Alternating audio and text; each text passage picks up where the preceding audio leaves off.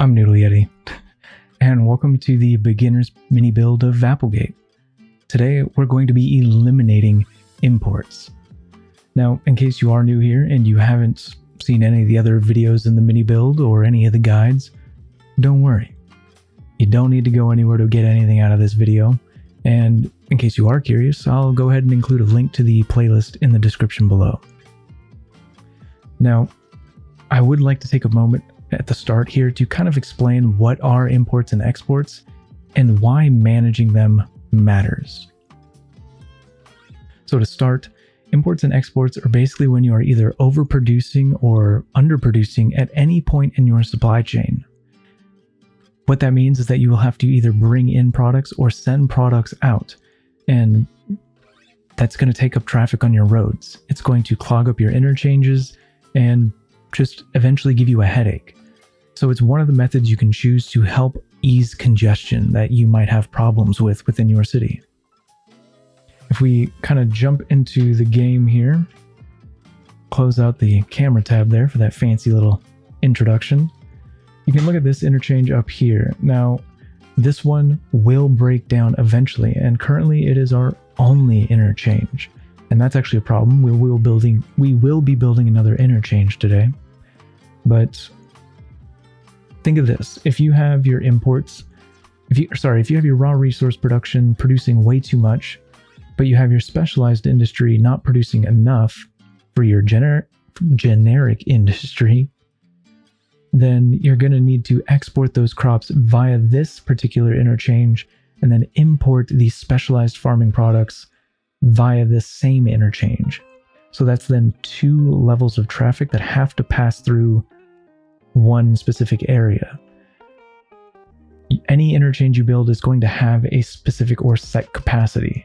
So you want to eliminate that, or eliminate as much traffic using it as possible. And that's where coming in and looking at each step in your own supply chain comes in and kind of fine-tuning things just a little bit. And so for today's episode, we're actually going to be adding in two new industries, the farming industry and not farming, my goodness, we added that in the last part. Today, we're going to be adding the mining industry as well as the forestry industry. These are going to help reduce our imports because if we go in here, up here into our little fancy handy dandy import view up there, you can see we're importing a ton of forestry products, a little bit of mining right now, and a lot of oil. Now, I personally have no plans to include an oil industry in this city, but I will still show you how to reduce those imports at the end of the episode. It's a lot easier than you might think. Now, of course, in order to house the workers for these two brand new industries, we're going to need to build a neighborhood, or at least more residential. My personal plan is actually two new neighborhoods. I'm going to go ahead and add in one somewhere up over here, just like this, as well as another one down over here behind these fishing industry areas. And I'm actually going to go ahead and time lapse the building of the neighborhood. And while I do, I'll kind of mention some of the notes that I have here right under the camera and about kind of a little bit of the lore behind some of these neighborhoods, as well as maybe some of the things that I'm thinking about as to what I'm looking at for the layout, and yeah, basically just that. Maybe some of the ifs, ands, and whys of what I'm doing. So Future Yeti will go ahead and start talking to you. Alright, so no lore. It turns out that the story I wanted to tell is like 2 minutes long, and like a 3-minute time lapse is just a little bit rough, I think. So anyways, the point is we're going to have mid-century modern homes up top, and we're going to have Heart of Korea homes down by the docks. I wanted the Heart of Korea homes down there simply because I think I read the Wikipedia page on Korea, and it said something about their agricultural and fishing industries being their dominant forms of industry until like 1960 or so. And I think the combination of that with the mid-century modern and the fact that our first two industries were agriculture and farming, it's pretty cool. Oh my goodness. All right, even just explaining it, trying not to tell the story is like 45 seconds. But anyways, what I want to focus on in the neighborhood is going to be, first off, the chaos of the road layout. That's not anything you have to practice. There are 2 policies that take care of that. Heavy traffic ban and the Old Town policy, which will just completely eliminate any through traffic. Another thing I want to keep in mind is actually the block in a somewhat square block in the center, which is going to be for something like another elementary school, which we're falling behind on anyways, as well as maybe like a park or a couple other future city services. So I forgot to mention a couple things in the time lapse. One of those is the paths. If you come down over here, you can see I added a couple that are pretty too wide, and then I added some just around the ends of cul-de-sacs and corners. These are just to help people, or help promote or encourage people to walk around town instead of drive. These double up paths are because I would like to add in some, what are they called? Pedestrian paths, which will then give us some crossings for people on this main arterial. I want that in the future for, or when we do incorporate public transportation. Basically, I'm trying to think 2 episodes ahead. Now, another thing that I forgot to mention was actually the zoning. If you look down over where I'm pointing at the bottom, we got the green, blue, and orange bars over there. We have a lot of green bar. So if you zone this in all at once, you're going to get a whole bunch of people that move in all at once. And that's not a good thing, because they all have similar lifespans, which means they're all going to pass away at the same time. And that's going to overload your cemetery and crematorium's ability to pick up the deceased, which will mean you'll have a lot of abandoned buildings. So my suggestion, go slow, and use your detailing and props and whatnot to beautify the area, just 1 block at a time. Here we are, big town, 6,000 population. Pretty cool. We've unlocked a new milestone. I believe that's 2 we have in the bag now. We've unlocked campus areas, which is perfect. That is exactly what we're going to be using in the next part. Now, if we keep scrolling down, you can see we've also unlocked what it looks like we've unlocked high density, which is also perfect. That's exactly what we're going to be using. We'll also be using the education boost in the next part. Yep, we did unlock high density. Let's see if we unlocked any mandatory buildings. So this prison here. I'll take a minute, just a second to talk about this. I believe this one comes from the After Dark DLC. Now, as you expand your city, you might notice that your jail capacity starts to reach its limit, but yet you don't use as many police cars as you need. In that case, instead of adding more police stations, what you could do is add a prison system, which is right here. That just basically gives you more capacity. It does add traffic because then they have to transfer the convicts from the jail to the prison system. But that's fine. It's just a little bit of traffic. You'll know where it's going when you place down the prison, whatnot. We got a sauna, which is basically acts as a medical clinic without the ambulances. It just boosts the health and land value around. Tourists can visit this location, so you do have to be a little wary of that. It's not going to be a whole lot of tourism, but just a little. And we've also unlocked a whole bunch of high capacity things. Yet again, I'll talk about that in the next video, but it doesn't look like we have unlocked anything that's mandatory that we have to put in right away. So let's go ahead and take a look at what our next population is going to be. So 8,000. That's only about, what, a 33% increase or so. So just yet again, here's your friendly reminder. Check your city services, check your budget, adjust accordingly for about roughly a 33% increase. And it looks like we unlocked trains, which is perfect. So we need to hit the 8,000 before we start the mining industry. So continue zoning in your residential, and yeah. And here we are, the next milestone, small city, population of 8,000. Long before we've had to go into the mining industry, which means we've got trains now ready to go. Let's take a look at what we've got, see if we've gotten anything, yet again, mandatory. We did obviously get trains, so we got the cargo train station, which is exactly what we want. It's one of the first things we're going to need to think about when we plan, but we'll get there when we get there.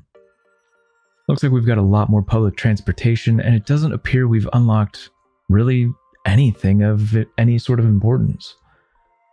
Now, let's go ahead and take a look at the next one, big city. Looks like we'll unlock a new area, but we don't want to check out what we're getting. We want to look at the population. It's 13,000. Now this is a little over 50% increase. So keep that in mind when you're updating your city services and adapting to more. Now, some of you might not have reached this milestone and you're wondering how I did. So I'm going to go ahead and cover some of the changes I made to kind of squeeze out that next little bit of population just to reach this milestone. If we come down here between these two particular paths, where eventually I'm going to upgrade into a pedestrian path, I've actually put a little bit of organic and local produce through here. The reason why I'm okay with this, especially on the arterial, which is a very, at least in my opinion, an undesirable location for things like these, is that I want a major public transportation stop here in the future, and having this commercial here I think would help out a little bit, or at least add to that flavor where maybe these people who live here might go to work using this transportation, they come back, they have a place where they can get a quick bite to eat, or if we zoom in you can see we got some public markets here where they can go shopping on their way home. Something like that. At least that's my thought process. Now that's not the only thing I did. I added in a sauna over here next to the elementary school. Yet again, still saving room for more of those future city services. And then over here in the heart of Korea area, I decided to add a little bit of more organic and local produce commercial. I really think the proximity to the docks was a good idea. It will give it that buffer between the factories and the homes, since the factories do put off pollution, as you can tell by some of these twigs of trees here. So just to kind of help protect the people a little bit from the pollution, went ahead and filled in with a little bit of this. I also added in the heavy traffic ban for this particular, or both of these neighborhoods, simply because I noticed that I didn't do as an effective job of creating a chaotic road network, and some of the trucks were driving through the area. But that's okay. We're all learning. We're all practicing. One day I'll get good enough at it, and I look forward to that day. Now, what else did I do? I know I did something. Oh, on a technical note, which I guess I'll actually use this as a segue to kind of talk about lane management and roundabouts. This used to be a 3-lane highway roundabout, but that's before I realized that I didn't have it didn't provide the ability for people to walk from one side of the roundabout to the other. So I downgraded this to the 3-lane regular road. But as you can see, if we come in here, you can see it has a dedicated right-hand turn lane when it comes out of here.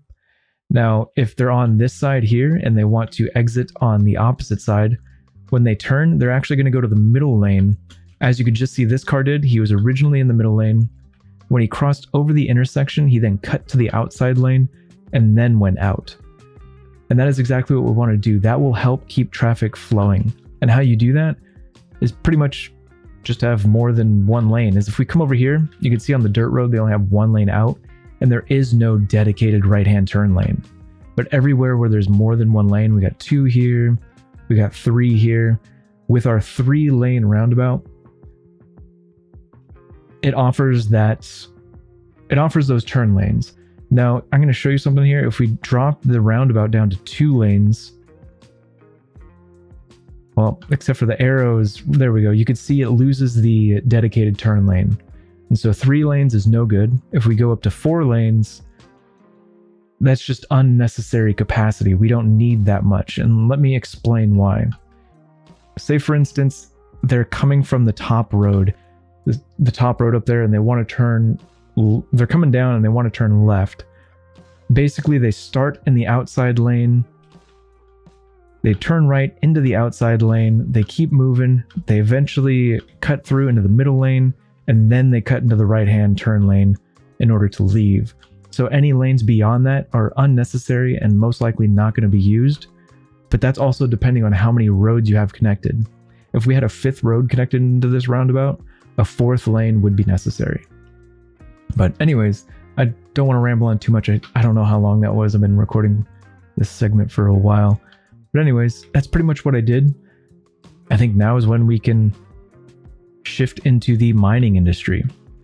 Now, if you notice, if you look down, let me see, I got my camera covered up here. If you look down at the bottom at our RCI meter down there, we don't have any more residential demand. So you can go ahead and just zone the whole place in and you'll be fine, because people will only move in as we add either commercial or industry. And since we're not going to be adding any more commercial for a while, they're not going to move in until we add industry. So yeah. Anyways, I'm going to think about how I want to talk about putting in the next place. All right, so here we are. City services are taken care of. Everything's zoned in. It's going to be slowly moving in as we progress. We now need to plan out the next area. At least get a rough idea of what's going on. So if we look at this, we obviously need to cross over the highway first.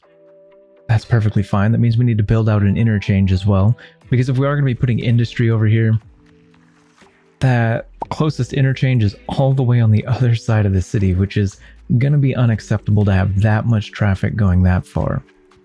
So we will go ahead and build the interchange over, and then we'll come down, and the next thing we'll want to think about is the railway access. The reason why we want to think about this is because it's such a large and important piece of infrastructure. We want to ensure that we have adequate and ample amount of space for it. Now, as you can probably see when you're looking down looking at the ground at the base of the mountain and by the highway, you'll see the rich earth. That's pretty much where we're going to want to put the processors, and then that's where we're going to want to put the producers or the raw resource generators.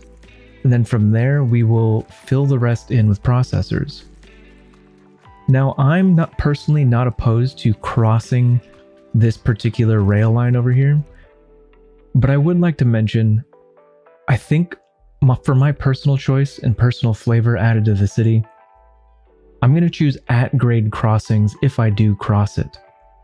The reason for that is because we're in a mining industry. You got to think of how large these trucks are, how heavy that much earth and metals are. Those trucks are probably not going to want to go up a steep grade of a bridge, and then to try and fit that in such a tiny area as this, I would keep it at grade, and I would just accept the reduced traffic flow from that intersection in conflict with the rail lines. But that's up to you and what you want to do. You can do whatever you like. That's just my personal thought. But yeah, we need to start first with the interchange. I'm going to go ahead and time lapse it, and while I do, I'll read the notes here that are down here right underneath you. I promise I'm not checking you out. I'm reading the words on your shirt. But I will go ahead and kind of talk about a few points and whatnot while I time lapse it all. Well, I mean, I suppose you don't know what I'm looking at anyways. I'm wearing sunglasses. But the purpose for the time lapse is to shorten the length of the video just a little bit. Sometimes watching someone like City Planner Dude or Biffa or maybe even Overcharged Egg or any of those guys, and they're really long, hour-long videos, sometimes those are really nice.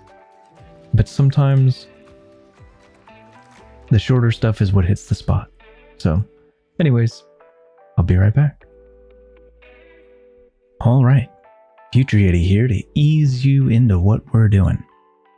So this interchange I'm building here, this is going to be different in the end product, but the general premise and idea of the shape and whatnot is going to be the same. I modified it a bit just to take it from being so wide and shrink it down to something a little more narrow, compact, and just nice to look at. Now, also in the end one, I changed a lot of the roads used so that way I can get those dedicated turn lanes. I went with a 5-lane asymmetrical road for the bridge over, and this took a lot of work to try and get the node right in the center of the freeway, so that way I can get the 2 turn lanes to, well, I guess turn in the opposite directions. I think you'll get the point. I'll show you when we're done. Now on the other side, in the mining industry, even though it is going to be a very low density area, there's not going to be much traffic. It's simply just going to be a lot of industry and whoever's going to work. I decided to go ahead and put a roundabout there anyways. And I know I'm just putting them all over the city, and some of you are probably like, oh my goodness, dude, just stop. You get so much more room out of a regular intersection. And if traffic really gets bad, traffic lights actually process more traffic than roundabouts. but I just like roundabouts, so I'm sorry. I'm going to go ahead and keep making them. If you want to put intersections in your city, be my guest. As far as the train station goes, I also wanted to have a kind of like, a driveway roundabout, simply to help control the flow of traffic. That's pretty much it. I did tee it off right in front of the rail station or railway, so that right at the point where the people coming into the station will turn right into it, and then the people coming out come straight out of it, and then can then either go back to the mining industry or back to the roundabout and then into town. You might have also noticed that I've been using a lot of the landscaping tools here, and I'm actually okay with that. By cutting so much into the mountain, I mean, we're already building a mining industry. We're going to be unearthing earths and soils anyways, so I think it just kind of makes sense, and it's very fitting. I think something like a mining industry is the perfect excuse to just dig big holes into the ground. So that's why I'm doing it. You don't have to, or you can even go crazier than I did. It's up to you. I have a feeling, though, that we will be flattening out the land even more in that area, so don't be surprised if we end up whipping out those tools later. So anyways, let's get back to Pasta Yeti and see what's up.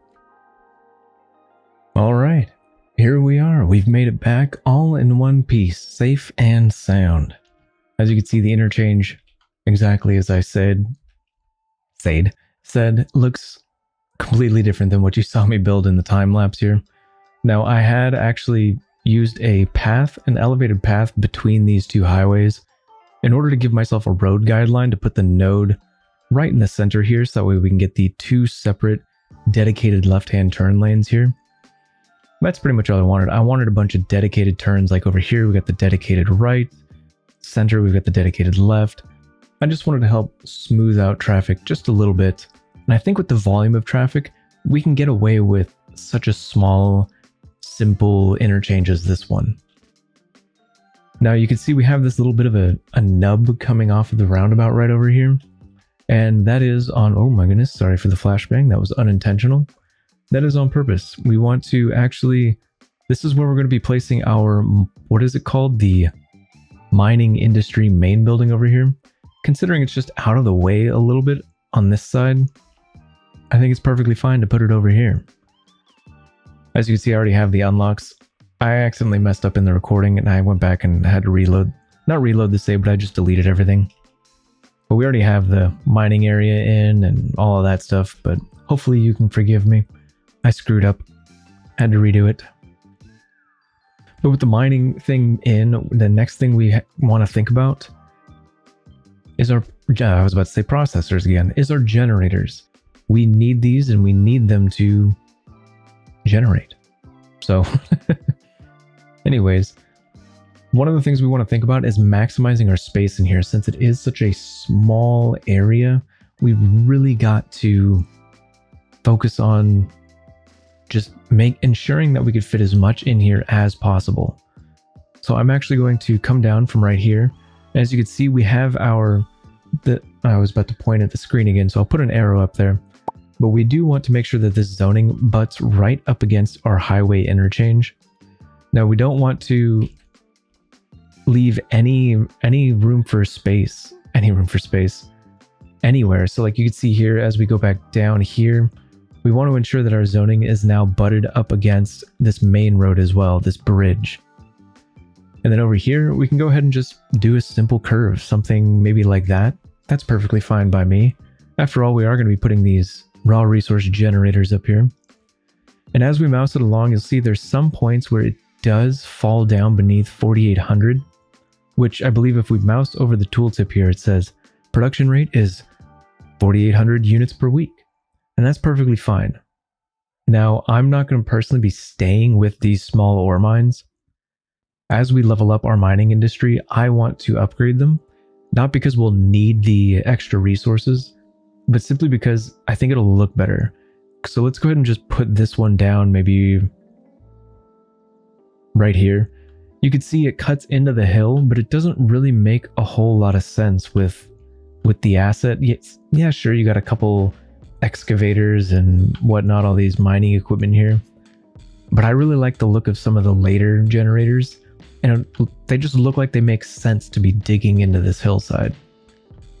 But as you can see, we're going to need to maximize our placement, because you can see if we put one right next to it, it's only 4,000 instead of 4,800.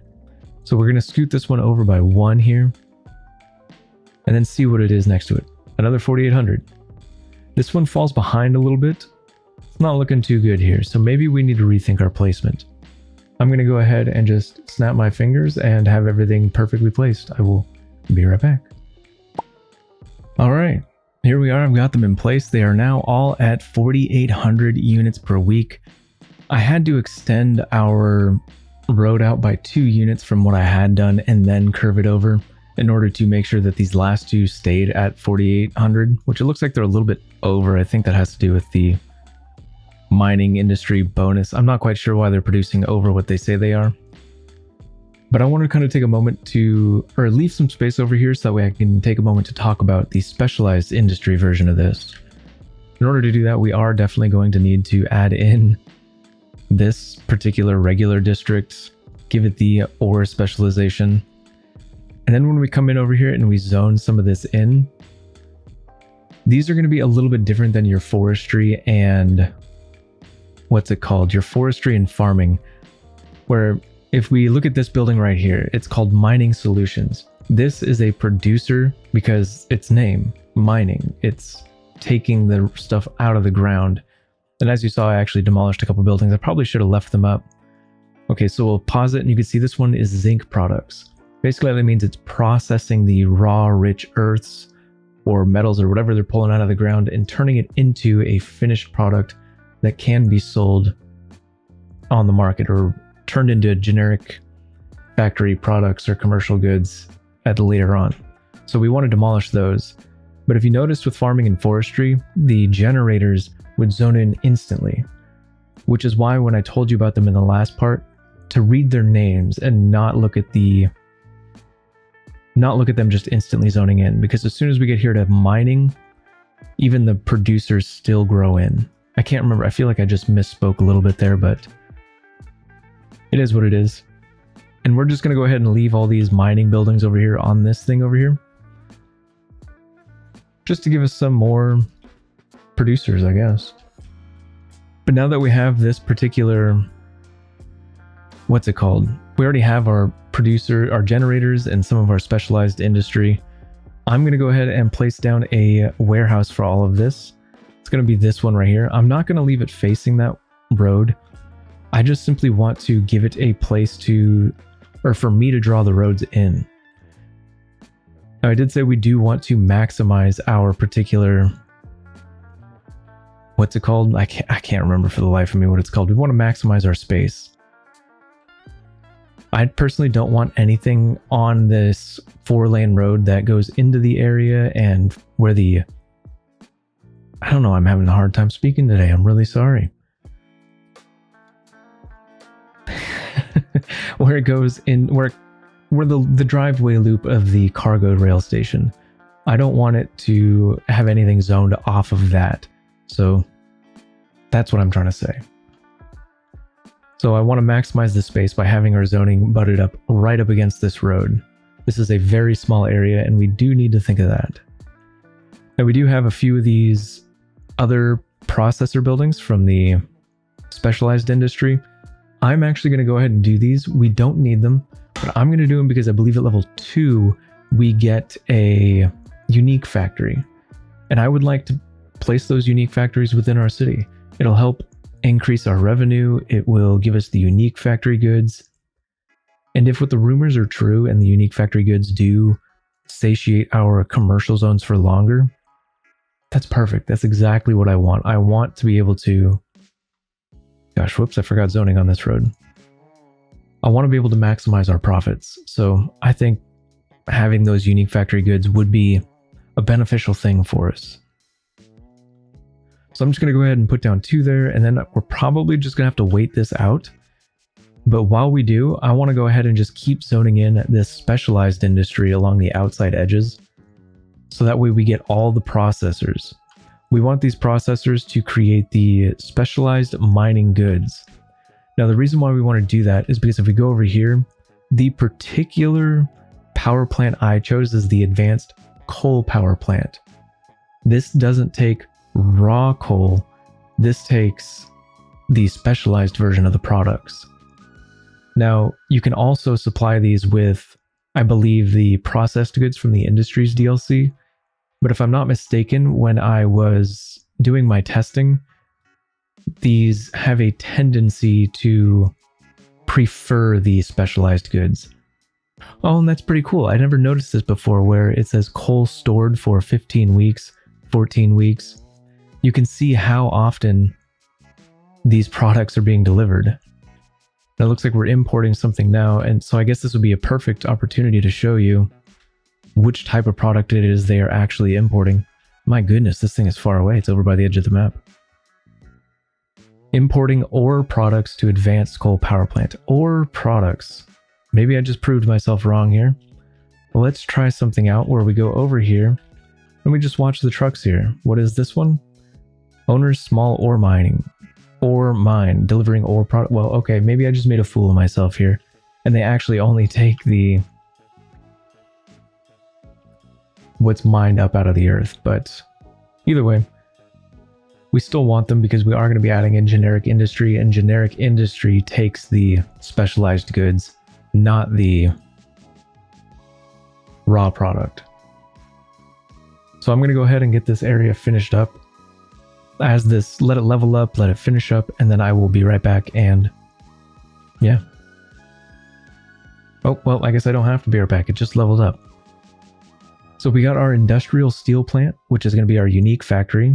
We got the industry's workers barracks. These ones are huge and expensive, so we're not going to be putting a bunch of these down in this particular industry area. We might only put down one just for the sake of having one. And then we have the glass manufacturing plant, and I actually want this one because if you remember from the farming industry we did, we unlocked a lemonade factory, and that one takes, I believe, crops and glass in order to produce its products. And so we're going to need this. And that, well, we don't need it, but I want it because I want to put down the lemonade factory. We got a small ore mine underground, and that's probably going to be one of the ones I upgrade to for now, just to give it a really kind of neat look, mix it up a little bit where we have some underground mines. And I'm also going to be upgrading the ore storage. So I will be right back with this upgraded, and hopefully we'll have also reached level 3. The ore industry is pretty much finished. We still have a couple things we want to worry about. And if you might notice, I had to change the layout a little bit, and I also had to, at least for the sake of these processors right here and even a couple of these other buildings, I had to sacrifice my anti-zoning ideology on this main road. But that's okay. We got everything in here. We've got everything in somewhat of a balanced state. Our ore storage seems to be floating around the cap of where balanced warehouses can be. And everything just seems to be in a very nice balanced state. So I think we did fine. I think we did good. This particular medium ore mine is the one I was referring to about having it go into the hillside. I wanted more of these, but unfortunately, I probably could put more of these instead if I wanted to replace these mines with one of these. It could probably work out. But anyways, it's pretty much done. It's balanced. We're producing glass, we're producing metals, and we're also producing specialized industry mining goods. Now here's where we're going to want to think about our generic industry and how they pull from these specialized industry over here. So we're going to want to come over here. We're going to want to just lay out some roads, just a few. I'm going to just create one more simple block right here, and then I'm going to lay a long road out over here. Now we want to go into our warehousing over here, place one of these down, and then we're going to want to change its resource to the zoned industry ore products. This will import at the start, but once it catches up, it will then only pull its resource from our particular mining industry. But that's okay. We don't need to fret about that. It'll be perfectly fine. Next, I actually want to put the industrial steel plant over here. And I actually have out of city limits. 1 second here. That seems perfectly fine. I actually want to make a comment about that because if you do remember from the initial plan, this whole beach right here, I wanted to make kind of like a, what's it called? A tourism and high density area, kind of like a more expensive, fancier area. And some of you might be saying, well, why are you putting a steel plant here? And the answer is simple. Most of the inspiration I'm pulling from this for this particular city comes from a real life city near me called Huntington Beach. We just call it Huntington, but if you wanted to look it up, it's Huntington. And there's a lot of oil industry there. In fact, so much so at some parts of the tourism beach area, if you turn around and look away from the beach, you're looking at these massive oil refineries with their giant, I'm assuming there's steam or smoke or some kind of stacks coming out from them. And there's even oil derricks mixed into the homes all around this area. There's even those really large oil rigs or whatever you want to call them that are out in the ocean. You can see them from the beach as well. And so by placing this particular industrial steel plant over here, I feel like it really adds to that vibe. And I also think it adds to the idea of our city, of this self-sustaining city. So sure, we might have this nice fancy beach over here. And while they're there, they might turn around and see this steel plant. But it also adds to that, a nice reminder that this place is self-sufficient. It can take care of itself. It doesn't need the outside world. And that's kind of what I was going for, and I'm hoping to achieve with this. But we're not over here just for this. We actually want to place down more than a couple roads over here. We got to get our spacings just right. But we want to start adding in start moving all of our warehouses where you have something like, where is it? If I could find it. This one right here, the fill warehouse for the zoned industry farming products. We want to take this one and move it over here as well, just so that way it is, whoops, we want to take this off of balanced for the ore one and put it on fill. We want to place these over here with their fill versions to supply all of this generic industry quickly and easily. They're not always going to pull from them because that's just how City Skylines 1 works. But hopefully in City Skylines 2, we'll be able to control where things are able to pull from. So we're going to have to do that for our ore, for our forestry. And I'm thinking, let's see how much storage this capacity has. It has a storage capacity of 21 tons of metals, has a production rate of 6,400 units per week. Let's go ahead and go back over here and take a look at our production here. We're producing roughly 70 something units per week, 7,200 units per week. So we can't do 150 on this industrial steel. I think if we crank this just down to about like what, 100 and looks like 125 might actually be a little bit too much as well. About 110% or so looks about where we're going to want our industrial steel plant's production in order to maximize our profits from it. But same thing when you're going through all of this area and you're trying to micromanage, just take a look and pay attention to how many units of ore this particular glass manufacturing plant takes, the ore grinding mill, how much they take. Personally, I just look at the date in the bottom left, which you can't see because I'm covering up. I take a look at how much ore is in its storage. I wait 1 week and I see how much it's reduced by. I already know that the glass storage is somewhere between 3 and 4. Both of them happen to get a shipment of ore in that time, so I don't know if it had -1 and then went up. But either way, and these ore grinding mills happen to take about 4. So that's 8, that's whatever. And then you just add up all your production as well as your specialized, and you just kind of watch your warehouse as well. If it's floating around the same place, you're fairly balanced. And that's pretty much what you could do with all of your industries, including the previous one we did of farming and the next one we're about to move into.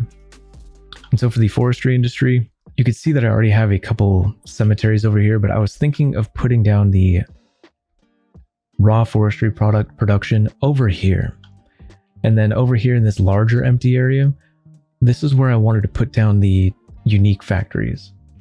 I wanted to put down the lemonade factory over here, considering its proximity to the mining industry to quickly receive, I was about to say grass, to quickly receive glass, and as well as its somewhat decent proximity just down the main arterial to the farming industry to receive crops.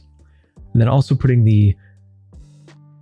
this is where I'm kind of debating on if I want to use this unique factory or not. It's the furniture factory from the forestry industry. It would be cool, and it would add to the idea of self-sufficiency where we don't need to import any furniture and we have our own furniture factory. But at the same time, I don't know if we want that much industry. I mean, you have to look at the space we have here, and it's just not a lot. And we're going to probably need two plain timber plants and 2 paper plants. And we just don't have a whole lot of room over here. So it's kind of one of those things we're going to have to think about. And yeah, so I'm going to go ahead and start working on this area real quick. I'm not going to do a time lapse. I'm just going to snap my fingers and have it be done. I don't have any notes to say because I've already mentioned everything about imports and exports with the mining industry and as well as the warehousing.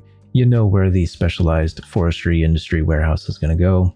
So that's that. I'll just kind of jump ahead and show you what the finished product is. Here we are. The forestry industry is complete. Now I would like to start by apologizing that I messed up. I was using my terraforming tools and I forgot to save beforehand. So these mountains that are, or I guess hills that are in front of us here are a lot shorter and a lot less steep than they actually should be.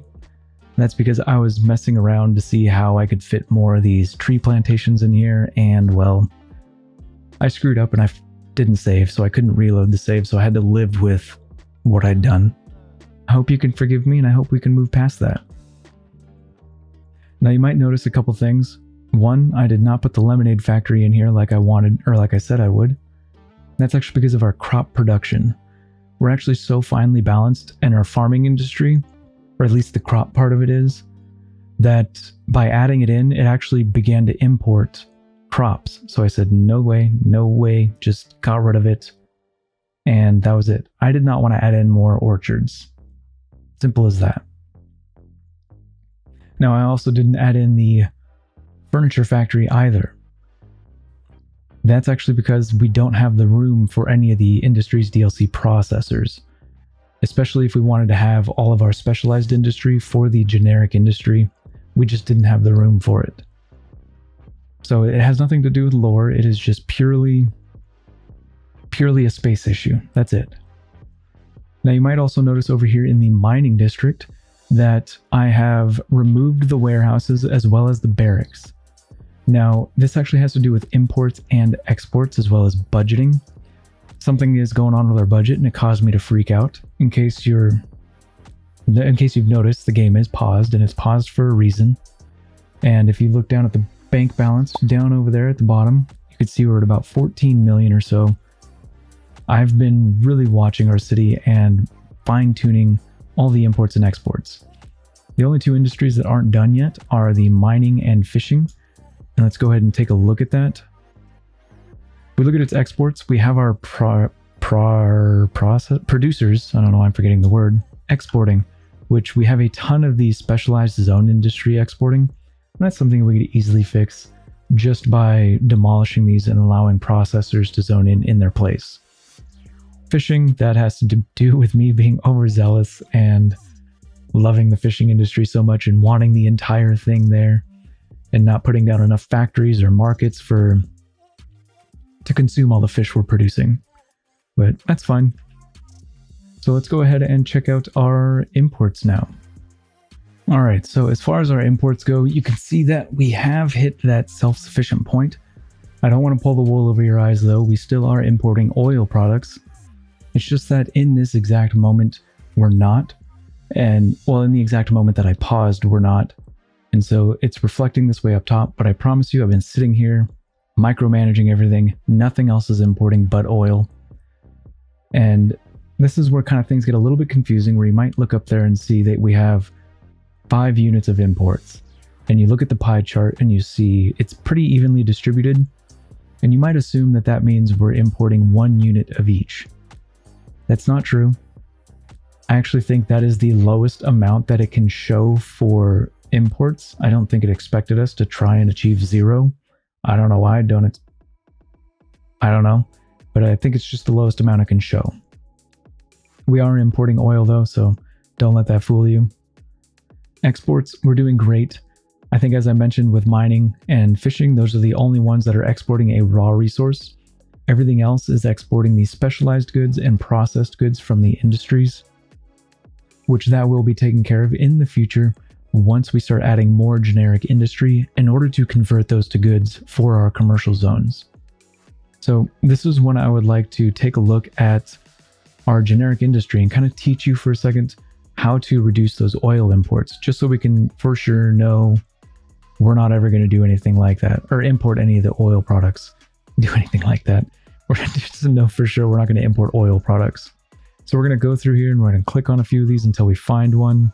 What we're looking for is the box factory. This one imports oil. Now, if I pull up my notes here, there's 2 buildings specifically that import oil: Box Factory and Ready to Wear Limited. Those are the level 1 names. So if you have any level 2 industry, it'll be a little bit harder to figure out which ones are. You'd have to watch them in your import view. But from level 1 to level 3, they will always import the same product no matter what. I'll include a list for the names of the industries in the description so you can get an understanding of which ones import what. So those are the 2 that we want to go through and demolish and not allow to zone in this particular instance of the city where I'm not building an oil industry. Maybe you didn't build a mining or a forestry. Then yet again, follow the list in the description and demolish those generic industry buildings. But yeah, we just boop, just like that. Suddenly that's one less building that will not be importing oil products. Now, of course, you want to watch them as they grow back in to make sure that they don't grow back in as Box Factory or Ready to Wear Limited, or whatever it is you're not allowing to grow in. All right, so here we are at the end. Our city is balanced and managed. It's doing great. We're still in that pause setting from earlier, and I actually want to bring your attention to something. Even though we're not importing anything anymore, we're no longer importing oil, we're importing nothing. We're only exporting. For some reason, our budget will still wildly vary. From, I think I saw it go down to like -1 to 2,000, all the way up to like a positive 40,000. It's crazy. It's just wildly all over the place. Now, I went to go look in our budget panel to try and get an idea of what's going on and why at different points in time. And that's when I noticed something peculiar. If we look at the warehouses and unique factories here, you can see it has an expense of $25,694.79. I will admit that I accidentally hit the play button and then pause button right after, so these numbers might be a little bit off from the numbers I'm about to quote to you, but I promise they mean that they're pretty accurate. I went through the city and I added up all of the warehouses and unique factories. I demolished some thinking, oh, maybe having extra or whatever just to help control traffic is what's causing this such incredible big number. And after a while, that didn't matter. But currently our upkeep costs for both warehouses and unique factories are only $2,355 per week. That's wildly different than what you're seeing is $25,000. So that had me really confused, like what's going on here? I mean, you got to remember, I'm new like you. I'm trying to learn this as fast as I can so I could share what's going on. But this has stumped me. This has stumped me really well. Because my next thought was, okay, what if every point in the supply chain buys its resource from the previous point in the supply chain? Maybe this is a very capitalist society and it's not communist at all, where the producers just pass on or whatever, even with the industry's DLC. And everybody has to buy. So what I did is I went through and I added up all of the profits from both our specialized zone industry over here to our other 4 industries that we have. And it only added up to like 4,560. Where is this 21,000 coming from for our warehouses and unique factories? Is it paying the workers? What is that? What's going on here? I don't understand where these numbers are coming from and why nothing adds up. And here's another peculiar thing. If you look at the farming one, it says negative 856. Let's see if it'll show up in this particular view. I'll move it over here. It says total profit 2029. Should I open that budget panel back up again? Negative 856. The expenses don't even add up. This is 2100. Oops, wrong one. And this one says it has a upkeep of 1692. Why does nothing add up? This is our only farming industry. We don't have any others. So why is it not reflecting accurately in the budget panel? Just want to let you know that something stumped me in this game, and it happens to do with our budget panel here. Nothing adds up, and nothing makes sense. At least to me, and I know it's me. But anyways, if any of you guys understand what's going on in this budget panel, please cue me in, because I am desperate for an answer here. This is frustrating. I've been sitting here staring at this for a long time. We're self-sufficient. We shouldn't have any expenses like this, but yet we do. And so it is what it is. But I do have a few hypotheses for what's going to help reduce our fluctuations in budget. Currently, we only have organic and local produce commercial, and we're earning about $1,500 a week from that right now. I think we're actually very far behind on commercial, even though you look it down at the bottom and it says it's about half. When we added in that huge block of commercial, it was still about half. And even after that, it's still half. Or before that, it was half, and now after that, it's still half. I think we have a lot of commercial we have to add. So I think when we go into the future and we start adding in more high density,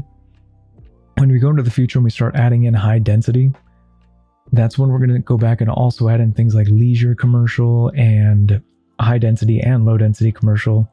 And then in the last episode, when we add tourism, we'll also add in even more commercial. So I think that will help even out our budget and stop it fluctuating with a 40,000 a week fluctuation. It's not that pleasant to look at, and I don't like it. And yeah, that is pretty much a teaser of what's going to happen in the next episode. We're going to be adding in a bunch of high density and a lot of commercial, as well as hopefully at some point in the future, we want to add in more generic industry to help process a lot of our specialized goods and processed goods into commercial zone goods in order to help satiate all of the commercial we'll be adding. And I think that will help our budget stop fluctuating all over the place, as well as really increase our profits. Because I think what we're really missing right now is that commercial zone profit margin. So yeah, thank you for watching. I appreciate it. What's up? What's the next episode? Episode 4. Thank you for watching. I greatly appreciate. And I hope you want more from episode 4. Bye for now.